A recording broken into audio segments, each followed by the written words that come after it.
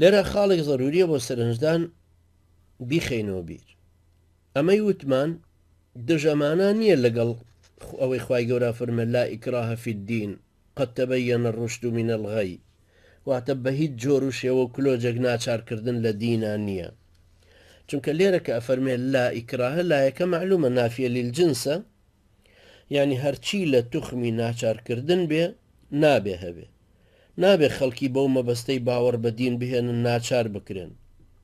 خۆ بە تەکید ڕێبازی دین و پێی پێبردن و هەڵاوێردنی حەق لە ئازادی و سربەستی لە گومڕایی جیابێتەوە. یعنی کەسێک ئەگەر خۆی سربەست و ئازاد نەبوو بێ ناتوانێت حەقی و باڵی نەبینیەوە بە تەواوی خۆی حڕبوو بێ ناتوانێت ڕێبازی دینەکە وەربگرێت.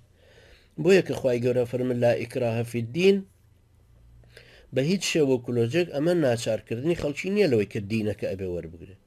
جیهاد و جەنگ فەرزە بۆ سەروەرێتی شەرع، بۆ حاکمێتی دینەکە.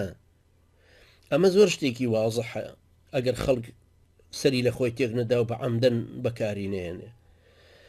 جیهادی ئیسلامیەکە بۆ ئەوەیە کە باڵادەستی دەستورەکە حکمی ئەعلای وڵاتەکە ببێ بە سەروەرێتی شەرع و ببێ بە هی دینەکە. ئەمە ئاحادی خەڵکەکە لە خوارەوە لەو کۆمەڵگەی سەحابەیە، لەو کۆمەڵگەی تابعینەیە، لەو هەموو ئیمامە بەڕێزانەیە، لەو سەردەمی فەرماندە بە ڕێزانەی سەحابە و کوڕە سەحابەیە، ئەو میلەتانە هەموو ئاوا لەسەر دینی خوان ئاواما بوونەوە. ئەجینا چۆن ئەم هەموو مەسیحی و بوودایی و سیخ و ئەدیانەکانی ترماونەتەوە هەموو مەجووسە لە ئێرانە چۆن مابووە؟ ئازادی کەسەکان لە معتەقەدی خۆیانە دەستەبەرکراوە، بەڵام سیستمی وڵاتەکە نابێت سیستمێکی غەیری ئیسلامی بێ. ئەمەش بەوە دێتە دیکە مسلمانان دەسەڵاتدار بن، ئەحکامی ئیسلام لە وڵاتیان ڕاپەڕێنرێ کە کەوتۆتە بەردەستیان. ئەمە دانیشتوانی ئەم وڵاتانە خۆیان لە مسلمان بوونا سەربەستن. ئەگەر باوەڕیان هێنا ئەوە شتێکی چاکە، ئەگەر باوەڕیشیان نەهێنا ناچار ناکرێن لەسەری، هەر لەسەر کوفری خۆیان ئەمێنەوە و لە سای شەرعەکەشە بە ئەمانەوە ئەژین. چونکە ئەم لا ئیکراهە فی الدینە جیاوازە لە لیوظهیرەه عەلی الدین کله. یەکەمیان ناچار نەکردنە لەسەر مسلمان بوون، دووەمیان ناچارکردنە لەسەر قبولکردنی سیستمەکە، هی فەرمانڕەوایی دینەکە، ناچارکردنیانە لەسەر قبولکردنی ئەحکامی شەریعەتەکە کە ئەبێ بەدارە ئیسلام، کە دەستور و یاسای باڵای وڵاتەکە هەر ئیسلامە بێ.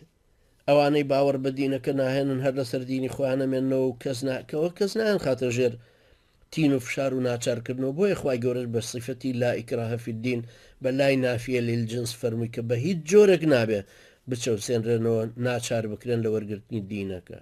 یعنی بۆ نمونە دەسەڵاتدارانی ئیسلامی نابێت ڕستیان لێ بگرنەوە کەسابەت و بواری کەسابەتکردنیان لێ تەسکەنەوە یا تەعینیان نەکەن هەتاوەکو تەزکیەیەک نەهێنن وە کۆم تاغوتانەیەکەن لە وڵاتی ئێمەیە. ئەمەیە تێگەیشتن لە نێوانی هەردووکیانە. لە ئەحکامی شەرع ئەوە نەگۆڕە کە ئەهلی کتاب خاوەندینەکان و ئەوانەی لە حکمیانان جزیە ئەدەن حتا یعطوا الجزیە.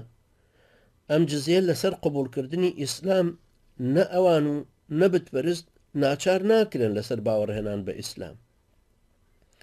ڕاجوێیەک لەسەر ئازادی بتپەرستی هەیە.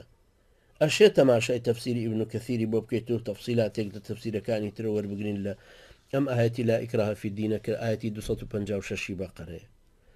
ئەنجا ئەبێ ئەوەش بزانرێت کە باوەڕهێنان بە جیهادی هێرش، جیهادی گەڕان لە دووی دوژمن، جیهادت تەلەب کە فەرزە لەسەر مسلمانان.